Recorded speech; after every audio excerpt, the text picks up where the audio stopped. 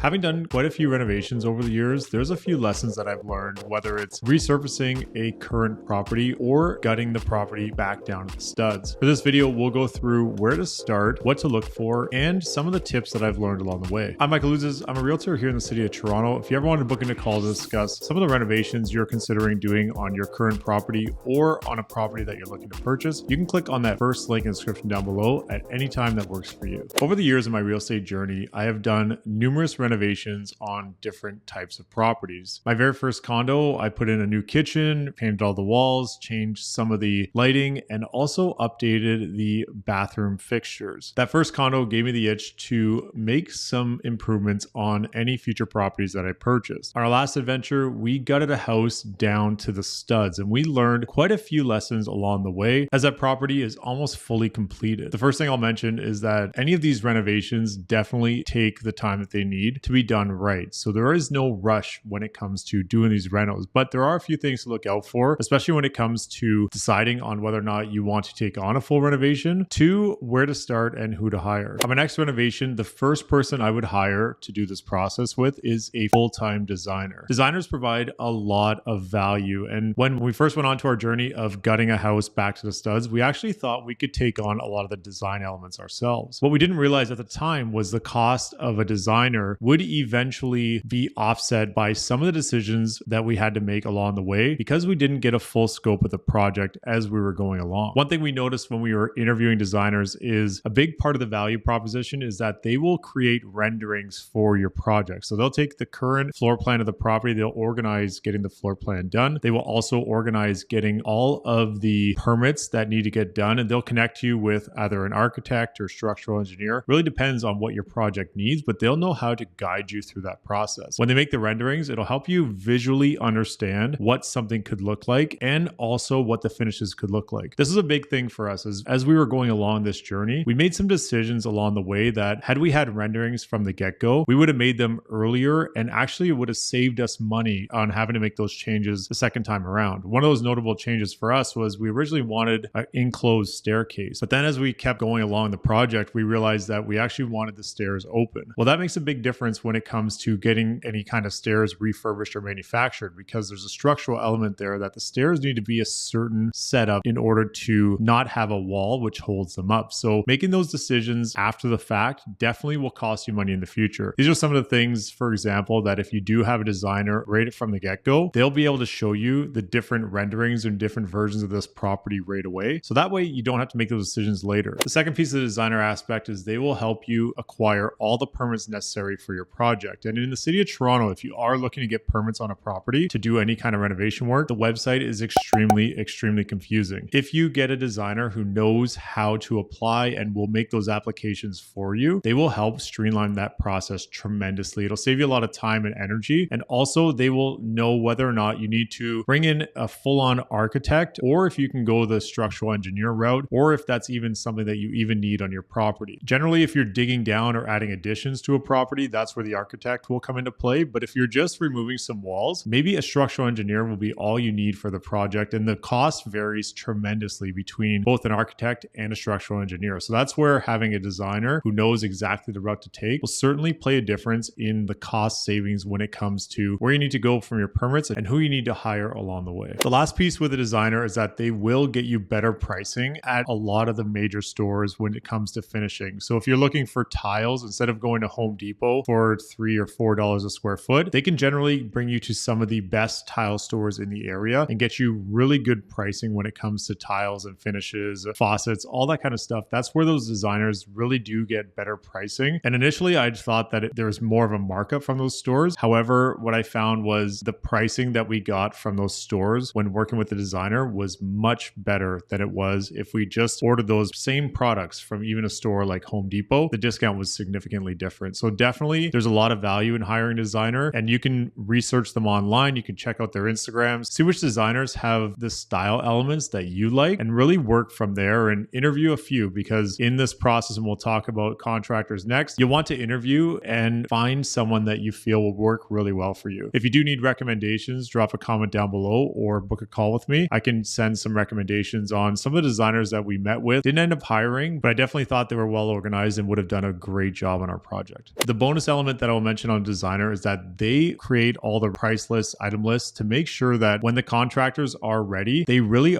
just have to build, and the designer takes care of all the final details and design. They will even go as far as sourcing the items for you that you need. So they really act as a second set of eyes other than your own on the actual project, which would definitely hold the contractors accountable if something doesn't look the way it was supposed to look based on the renderings. The second person you will hire is a contractor, and contractors come in many different forms and sizes. You can either get a general contractor who will subcontract all the trades necessary and keep everything in working order, or you can hire an entire contracting team, which does have the designers in place and all the architects and structural engineers all in-house. Two totally different concepts and definitely a major cost difference. Make sure that you interview a few people for this process. They will all come in at different price points. What we found going through the process of the interviews is all the contractors were very different. They all had extremely different price points when it came to what the actual finishing cost would be. So we definitely went with somebody who we thought that would do a really good job for us and be on top of everything. That's one thing as you go through the contracting process, is that you really want to find someone who you know will be on top of all the other trades or sub trades that they're bringing in, and they're not just hiring people that they maybe have not worked with before. You'll also want someone who goes to bat for you and can do their best on pricing, especially when it comes to when they hire these sub trades. So generally when a contractor works with the same trades over and over again, generally should get you better pricing than if you were to hire that trade as a one-off. In my experience, there are two different ways of pricing a project, and if there are more, drop a comment down below. I'd love to learn on the different elements from a contractor perspective. The two most common pricing that I've seen when it comes to contractors is the first one is they will come in and give you a full-on price to do the entire project, and that price might be based on a per square footage basis, might be based on a certain level of finishes basis, or the full scope of the work. In general, the bigger the project, the better pricing you should be getting overall, as the smaller jobs typically cost more than the bigger jobs on a price per square foot basis, for example. The other aspect of pricing could be a cost plus percentage method. And typically what that is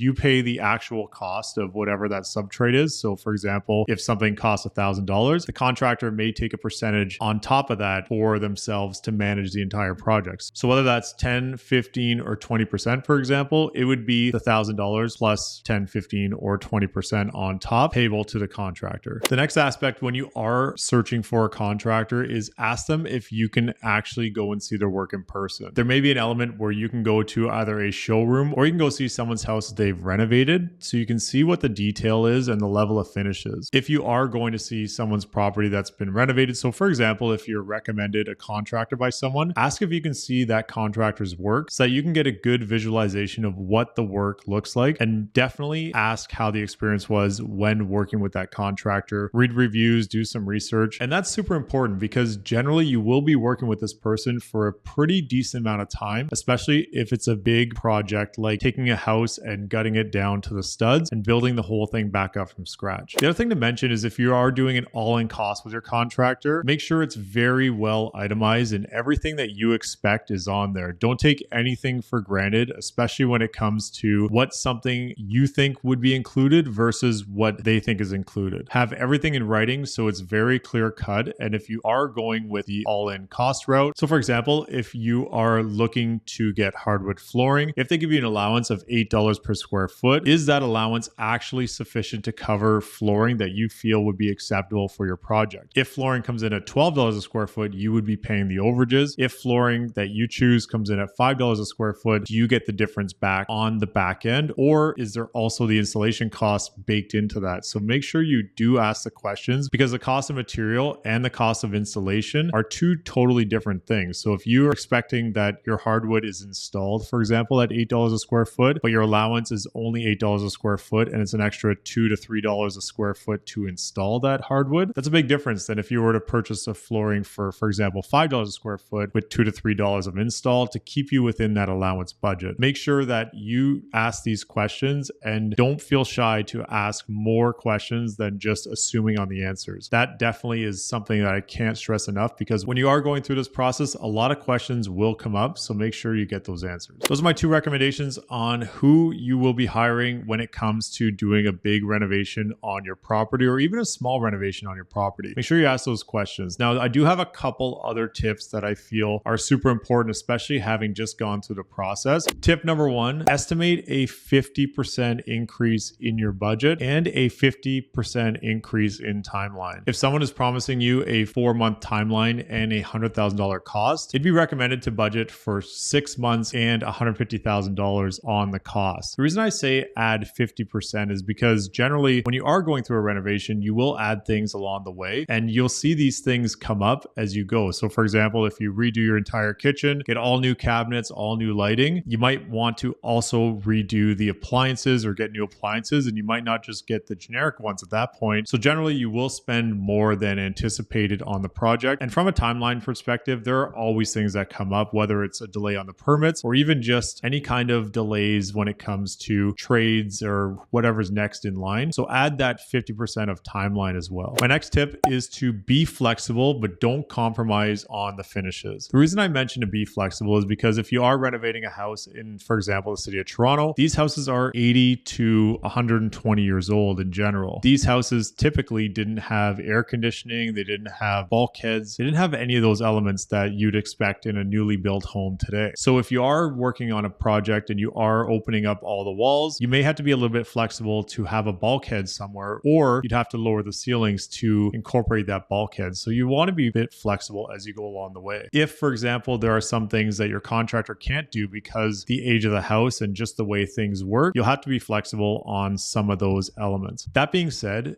do not be flexible on the level of finishes when you're looking at the work that's being completed. If the corners aren't straight or the finishings aren't done very well, make sure you speak up and say something, because ultimately you are paying for that service and it should be done right. I don't really go by the don't worry about it, just live with it type of thing, especially when you're paying good money to get these renovations completed. So definitely be picky when it comes to what things look like in the end, but be flexible when it comes to having to make decisions based on the age of the house or different elements that you may or may not have been able to do because of just how the construction process is going. The next tip is sometimes you may have friends that are in trades that can do you a solid and save you a bit of money when it comes to any of the renovation processes. What I found in my experience is that sometimes that doesn't always work out to be better. If, for example, it's not a full-on job for your friend or your family member and they're just doing it on the side, maybe on the weekend, that might delay the next trade in line who's ready to come and start working on your house. So even though you'd be saving a few bucks on the actual work itself, if it can't be done on a timeline that actually keeps the current contractor working in order to get his next trades in, that would actually cost you more money in the future, because then they have to delay those trades, which sets the entire project back. The other element of that is that if you're working with a friend or family and they make a mistake on the project, or they don't order the right thing, or maybe don't have the work completed on time, you wouldn't be able to go back to the contractor and get them to fix it on their end because you're the one who organized it. So just keep that in mind. If you are working with a contractor and you feel that their pricing is fair, then they can get things done. And if they make a mistake, they will generally fix it for you, because that's on them if they make the mistake. The next piece I'll mention is don't forget to factor in things like appliances, light fixtures, hardware. Those are all elements that come up after the fact, typically, if you don't have an allowance. So if you are getting a brand new kitchen, you will typically want to get brand new appliances. That's typically how this process usually goes. So don't forget to factor in the cost of new appliances when it comes to any kind of renovations. If you're updating the laundry room, things like that, usually people update all the appliances as well, but the contractors don't factor those pricing into their costs. So if your quote is, for example, for $100,000, typically expect to spend the extra in things like appliances, maybe some special hardware, or even lighting. So those are usually above and beyond the contractor costs when it comes to getting the work done. Next tip, figure out the full scope of the project from the get-go. And that's why I suggest hiring a designer right away. They generally know the cost to get things completed overall, because they do work with a lot of contractors. So they'll have that experience and be able to give you that good guidance. One thing that we found a very big challenge was to get contractors back to do work that we wanted to add on afterwards. If you've been following me on social media or wanted to see a future video on a shed that we built in the back, that's an example of a project where we actually hired the framer in our house to do the shed for us. That's an example of a project where we added on afterwards. And because we added on afterwards, the person we hired to complete that project had other projects blended in along the way. So they came and did the shed after the fact. It definitely took longer than expected. And that's on us because we didn't have that in our initial scope. So it wasn't allotted the time it needed from the get-go. And all these contractors contractors will typically move from one project to the next. So once they move on to that next project, super tough to get them back to do something else that maybe you didn't anticipate from the start. My last tip is if you are on a budget, save where you can, but don't compromise on the elements that will give you a good return on your investments. So for example, if you're updating the kitchen, the bathrooms, the flooring, you don't always have to go to the highest end of the spectrum, but choose finishes that you feel will add future value to your house. That's where the best return of your money will be in the future is the kitchen, bathrooms, flooring, and lighting. Things like paint, you can always get redone, but those elements generally will cost you a significant amount of money to replace in the future. So if you are going through that process now, you don't need to go the highest end, but maybe going the cheapest end might not get you the return that you're looking for in the future if you decide to sell. Of course, budget plays a factor into that, but just something to consider as you are going through this process. So that's where I'd start as a designer and a contractor if you are looking to do some renovations on your home, or if you're looking to purchase a property, working with someone who can help you navigate on what to look out for when you are going through these properties and considering ideas on when it comes to renovating. Make sure you work with someone who knows current pricing and is not thinking about pricing from 10 years ago, because pricing has definitely changed in the last few years. So having someone who has the knowledge and the wherewithal that's done it before definitely makes a difference as you go along in this process. If you have any questions on this process, or if I can help in any way, especially when it comes to purchasing a property in Toronto that needs a little bit of work, you can click on that first link in the description down below and book a call with me anytime. I'm Michael Ouzas. Thanks for watching.